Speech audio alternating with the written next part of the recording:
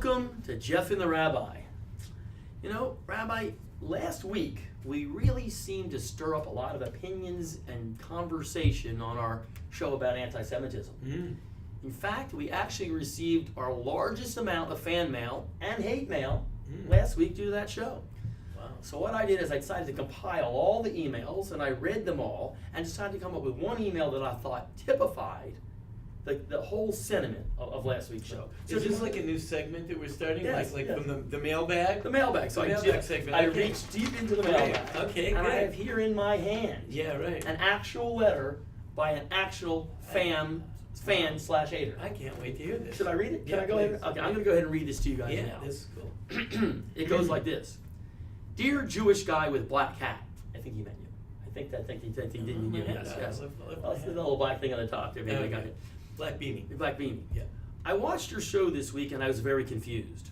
What do all you people have to complain about? You Hebrew guys control the whole world. My husband is unemployed and he just hangs around the house all day and I can't stand it. Because of you, he can't get another job. I think you Jews are mad at him. My real question, she goes on into the real meat of the letter here. My real question is, what's the deal with these weird holidays? First, you celebrate killing all those poor Egyptians.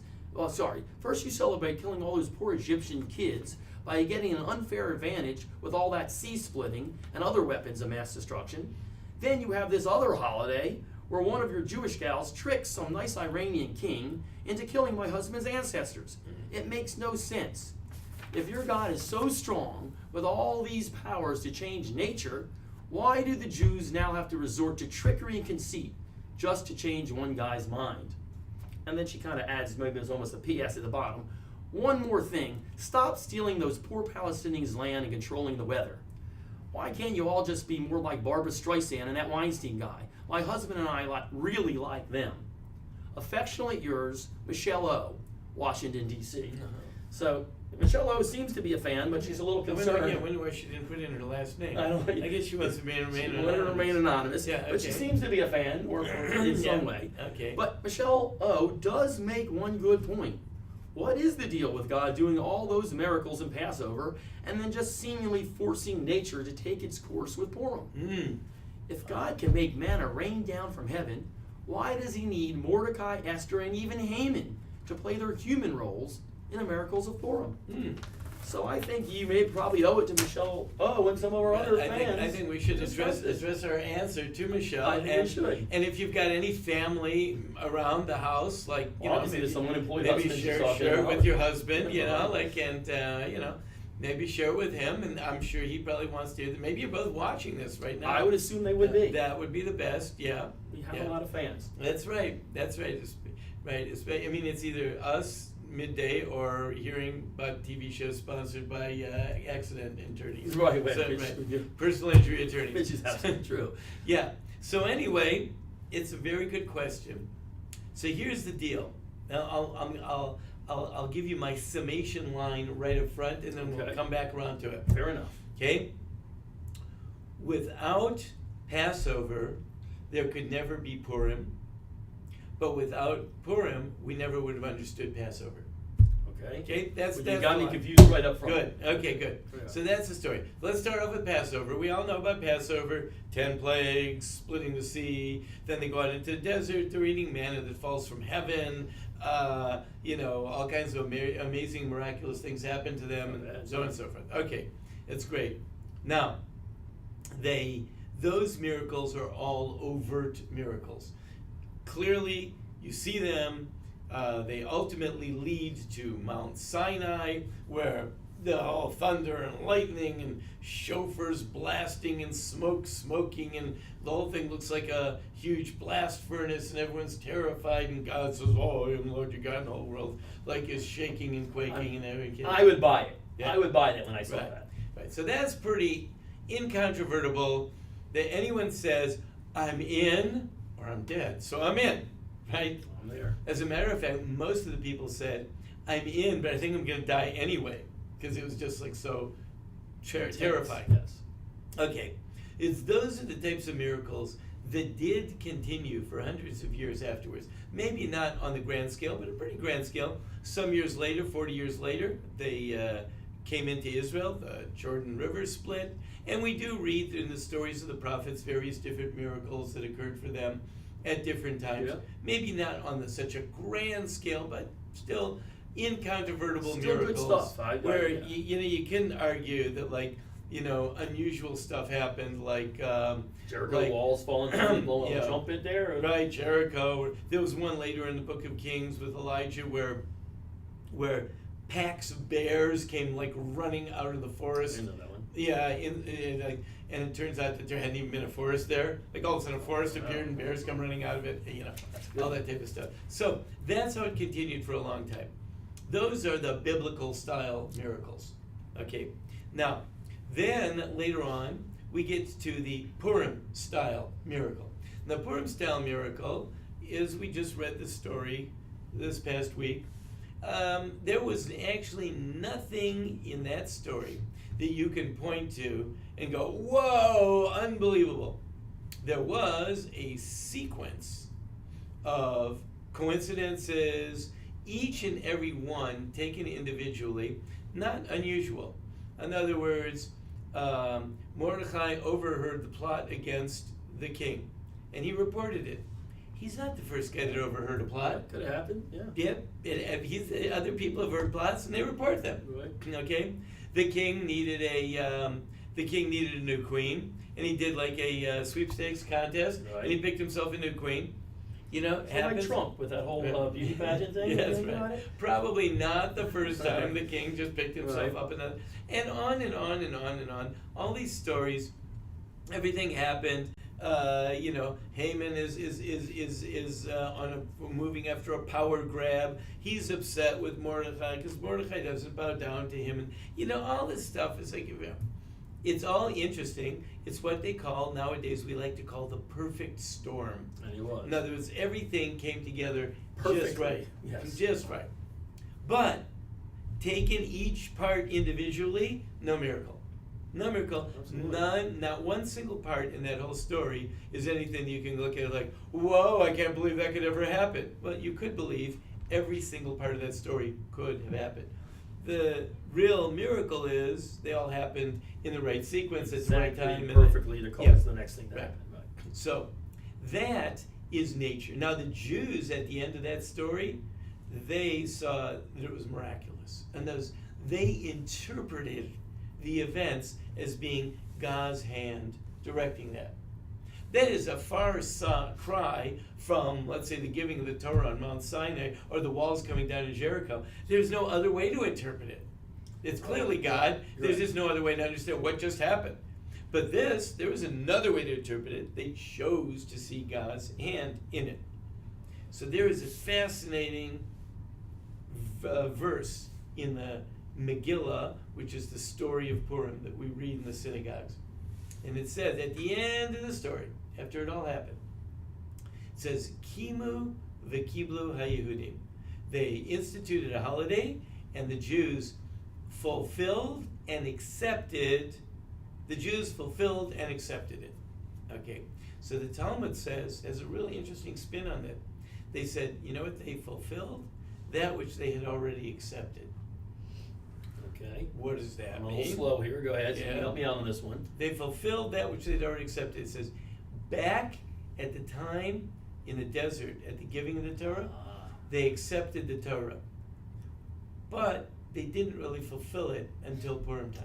And now I see where you're going See here. where I'm headed? It's almost like the Purim story. Everything's working out here in this thing. So at the time of the giving of the Torah in the desert, well, they accepted it. I mean, Right. how could you not?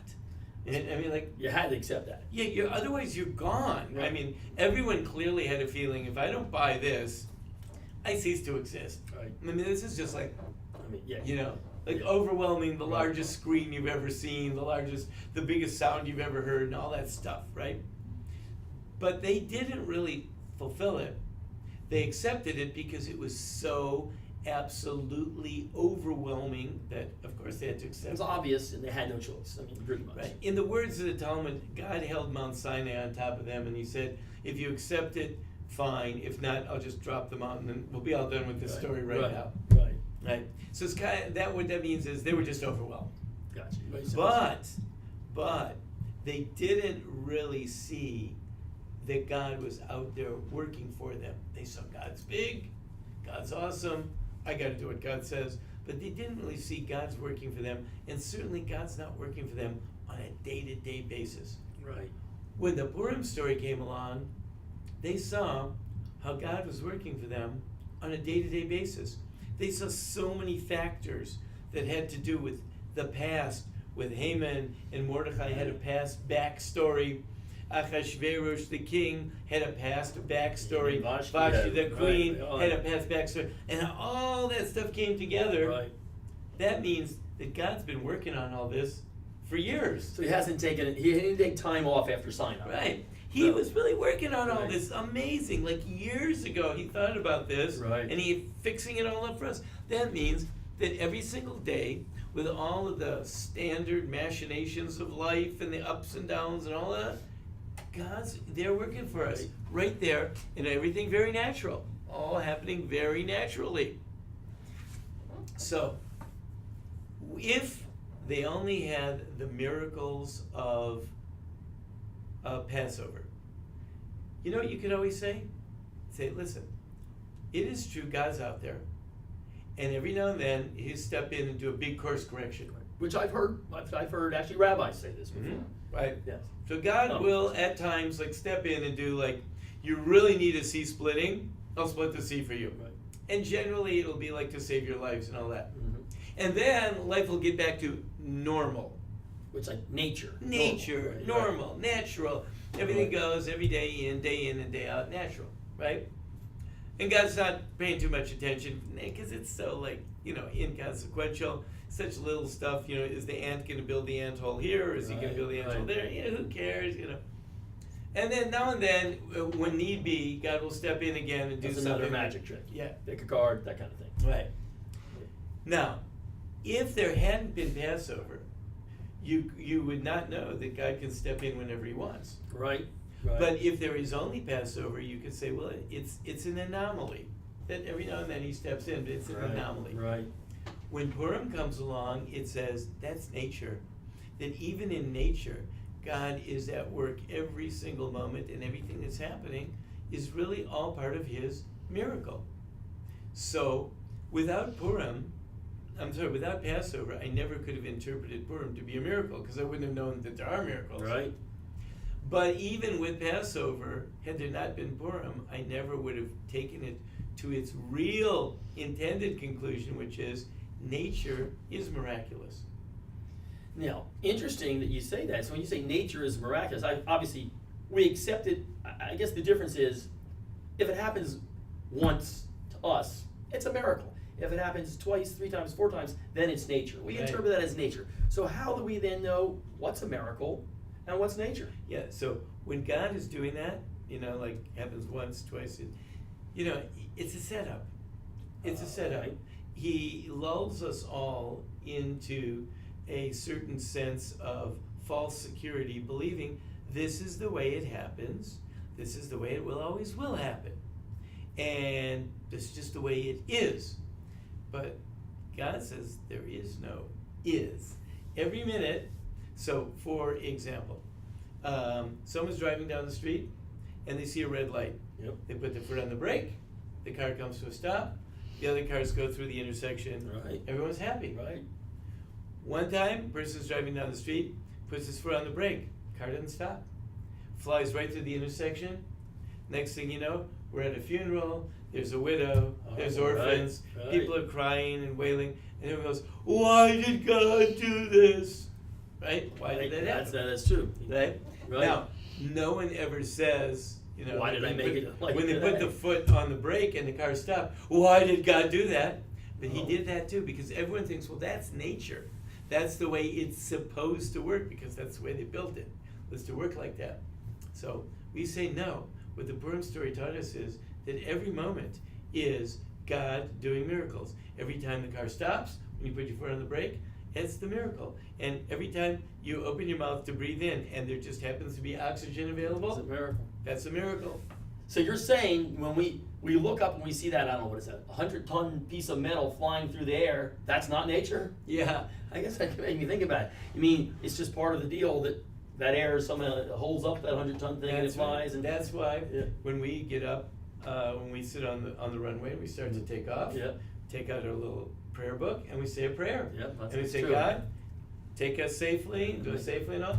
Well, he said, well, what do you mean? I mean, air travel is the safest form of travel Right, anywhere. right. And I just looked in the in the pocket, and it says I'm not traveling on the 737 Right. Max 8 Max. And here's what you do when you do have a landing in the water, and here's what you do. It's obviously not that safe because That's but, right. no, so pretty much the miracle then is when I'm in traffic today, and the guy cuts me off, and I hit the brakes, and I stop, and he doesn't stop, and everything works out fine. That's God getting me to work. That's right. That's right. And you say thank you. Now the problem is that the real downside is not only do we tend to view nature as being non-miraculous, which is really just God's way of tricking us, sucking us in. Right. They just keep repeating the same thing over and over. We get used to it, but we also become ungrateful. And that's the true. problem. That's the problem. You get used to it. You take it for granted. You demand it. You Well, you require gotta it. think, I mean, if you think about it in a Purim type way, every moment we're breathing in this chemical that keeps us alive. We then expel another chemical, which Yeah. keeps the other 50% of the organisms Yeah, alive. right. Except if they expel too much of it, it's going to cause global warming. But that's the only problem. So you think Right. so? Are you saying that God did not create a world that with cows flatulating and other people talking too much and getting rid of the CO2 that we're not destroying it because of that? Yeah, Because I wonder about these things. I just heard a series recently about what the world would look like when we solve global climate change, Whatever the you call word it. is, Yeah. right? And I said they only missed one thing. They had it all figured out. They only missed one thing. Was that? At that time, what will be the existential threat that we'll all be worried about once climate change has been fixed? What will be the existential threat that we'll all be worried about? Microwaves. And by the way, Okay. I have a little suspicion that existential threat might actually be caused by whatever was the fix Right. to fix the global warming. Okay. But if we're not living with an existential threat, no one will be happy. No one will So be there for sure will be another existential threat, and like I said, it'll probably be because of some outgrowth of the fix on the previous existential It threat. actually makes sense. And then we'll go working on that, and it'll keep us all busy, and it'll give us something to do. So what you're saying then is, I picture the Purim story, and there was so many moving points. I mean, this chess piece. I mean, so God's thinking he's like he can play. What's the guy? What's the Russian guy? The chess guy? I always forget his name. Yeah, Kasparov and Karpov and whatever. Kasparov, yeah. So you're saying he's even thought more moves. He's got Haman over here. Haman's children over here. So pretty much what you're saying is that when I go through this world, the chances of me destroying this world are pretty slim. And if I'm supposed to make it to work, I'm going to make it to work. That's right. You know, it reminds me of it's a story I read. I don't know if we talked about this. I was reading in one of these books about a guy who was in Poland during the war, a rabbi. I don't know if he talked about this before. He's in Poland during the war, and the Germans are bombing Warsaw. And his kids said, we got to go down. We got to get down to the shelter. I don't want to go in the shelter. I don't want to go in the shelter. They physically grabbed him and moved him down to the shelter and put him down there. They come back up. He gets up, and right where he was sitting on the couch, I think we might have talked about it, a rocket went through and destroyed the couch. And they say, see, I told you. We saved your life. He said, no. If God was going to kill me, you kill me. You just ruined a good couch. That's right. So he understands the Purim story. Ruined a good couch. Exactly. That's a Purim story. I mean, you know, if I was going to die, then if I was supposed to die, I would have died in the shelter also. Shelter, right. Right. So, you know, really, that's it. I wish I could go through life with that. That Yeah. makes sense. So, but like I said, the thing that we lose the most when we don't have that, number one is a sense of security about life, because really the bottom line is, you know, you say, oh, that's so terrifying, God could kill you in any minute. But yeah, but God's really saving you so many more minutes in the day. So he really comes out all told that he's really being pretty good to everybody and helping them out a lot. Yeah. That's number one. But number two is, if we don't look at it that way, we become ungrateful. We become demanding. I demand everything. I don't appreciate what I have. That's true. I always demand more and more and more and more. And we could really start practicing this just with the people around us. You know, Right. we get so used to having the things that we want, when we want them, how we want them. Everyone sort of owes it to us, that we are not thankful enough to those people that are all around us and do good things for us. And, you know, we don't really give them what they really deserve. And if we would start doing that, maybe we would start recognizing we should give God what he deserves. So you know, maybe we should be spending a little more time doing mitzvahs, because that's all God's really asking us to do, I guess. Is that true? And, Yeah. and pretty much He gets us through the day, That's right. which is pretty amazing. You know what you can do? Here's my takeaway from this. If you take out the Jewish prayer book, in the morning prayers, there's a list of blessings, and they have really basic stuff like, Yeah, pretty basic. He opened my eyes, I can see. He Stand gave up heart, straight. he gave me, he enabled me to stand up straight. You've had back pain?